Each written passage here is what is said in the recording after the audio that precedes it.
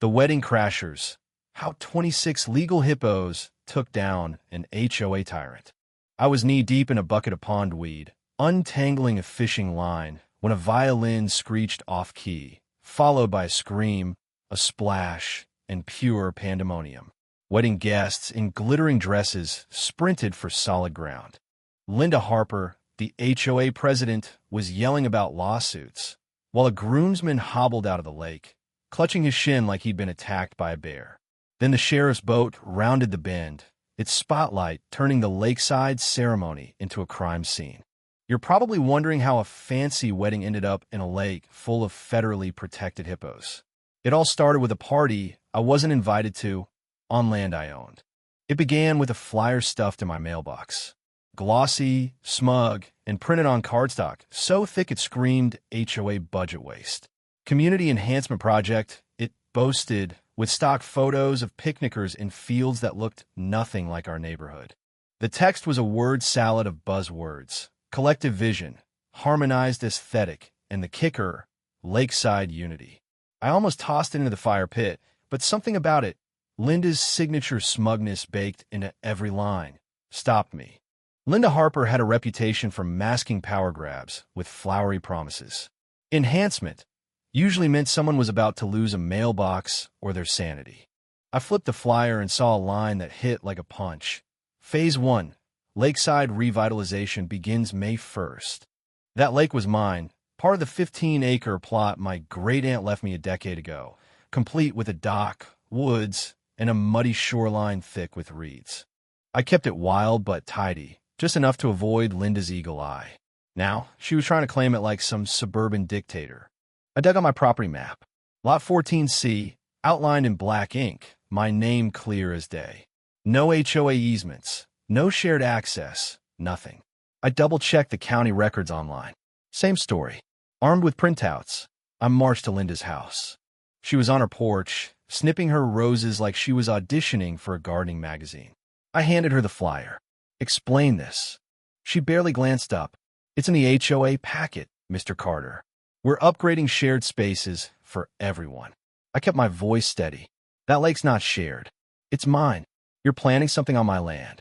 She tilted her head, lips pursed, like I was a kid who'd misread a bedtime story. It's complicated. The board voted. You should attend meetings, Mr. Carter. I almost laughed. I'd been to plenty, sometimes incognito with a recorder, ever since I caught her fudging fence height rules. She pressed on. We're restoring natural access. Families will love it. I cut in. You're not building a park, Linda. You're building a wedding venue. Her silence, half a second, told me everything. Rumors had been swirling. A florist mentioned a high-end HOA event site, and a buddy in zoning tipped me off about a shady event permit. The names were shell companies: Lakeside Elegance LLC, Willow Bliss Events, but they all traced to Linda's HOA PO. Box. I went full detective. Public records, payment trails, a Freedom of Information Act request, and a favor from a clerk cousin uncovered a permit for seasonal events every Saturday, May through September, on my lake. Linda had faked a site plan, labeling my land as Common Area Parcel H, when Parcel H was a tiny park 3 streets away. She thought no one would notice. She picked the wrong neighbor. I printed her secret wedding schedule: 10 ceremonies, 2 rehearsals, and a moonlit gala, platinum donors only. She'd booked caterers, bands, even a drone photographer. This wasn't community service. It was a for-profit scheme on my property, hidden under the HOA's nonprofit status. I compiled a 40-page report with maps, company breakdowns, and screenshots of her booking site. I emailed it to the HOA board. 2 days later, I got 3 violation notices: excessive shoreline weeds, unapproved vegetation, and, my favorite, operating an unlicensed wildlife habitat. Linda was coming for me. She didn't know I'd been navigating legal loopholes since she was still fining people for unapproved mailboxes. I had a plan, and it involved 26 federally protected hippos. Linda's violation notices were a declaration of war. Polite letters weren't going to cut it. She'd turned my lake into her personal cash machine and was now accusing me of illegal frog populations. I needed a counterstrike: legal, bold, and unforgettable.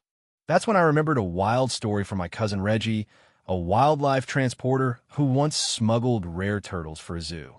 Over beers, he'd bragged about sneaking 2 dwarf hippos through customs labeled as organic sculptures. I called him. Reggie, what's the craziest thing you've ever moved? He didn't hesitate. Pygmy hippos in a cheese crate. What's up?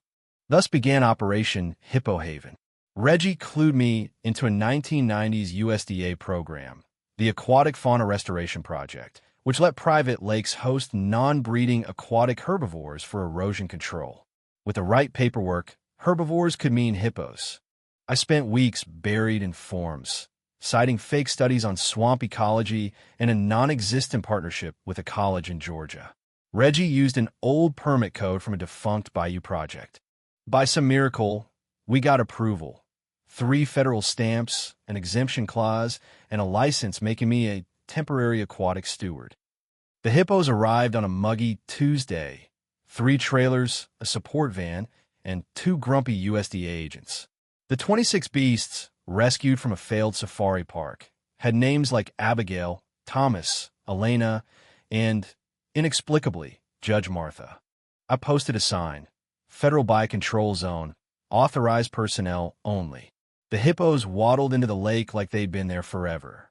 Abigail claimed my dock as her throne, Thomas wallowed in the shallows, and Elena, the biggest, munched Linda's prized reeds. I sent Linda a certified letter with my permits and a tongue-in-cheek hippo care guide.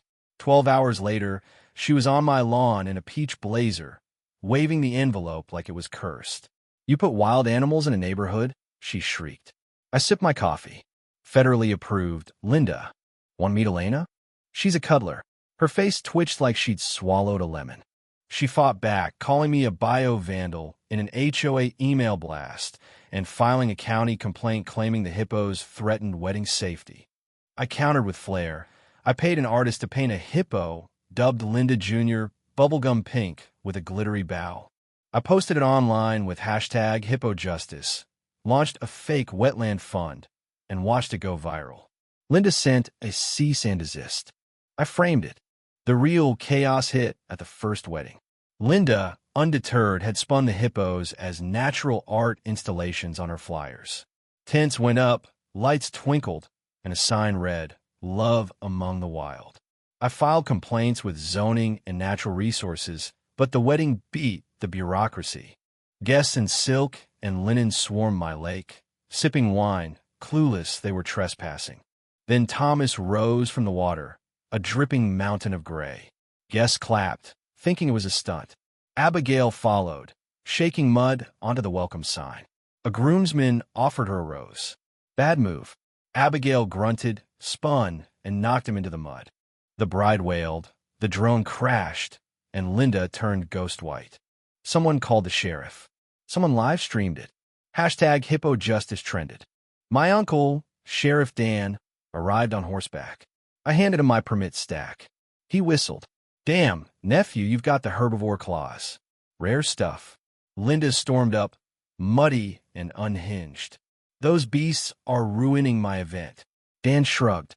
"Ma'am, they're legal, and this is private land." City officials rolled in, asking for Linda's permits. She stammered. The HOA treasurer, smelling blood, handed over records showing Linda's consulting fees to her own shell company. It unraveled fast. Fake permits, stolen funds, vendor scams. Linda's empire collapsed. Guests fled, the bride sobbed, and the reporters scribbled furiously. Linda tried an emergency HOA meeting. Only a kid in a hippo costume showed up. Clients canceled, vendors sued, and Linda vanished, reportedly reassessing her priorities. The hippos thrived. Abigail adopted a log, Thomas befriended a duck, and I threw a neighbor's only barbecue to celebrate. We toasted to justice, my lake, and the day an HOA tyrant met 26 unstoppable hippos. What do you think about this wild tale of revenge and justice? Was Mr. Carter's hippo gambit a stroke of genius or a step too far? How would you handle an HOA tyrant like Linda? Share your thoughts in the comments below, especially on the themes of power abuse and fighting back. Let's get a debate going.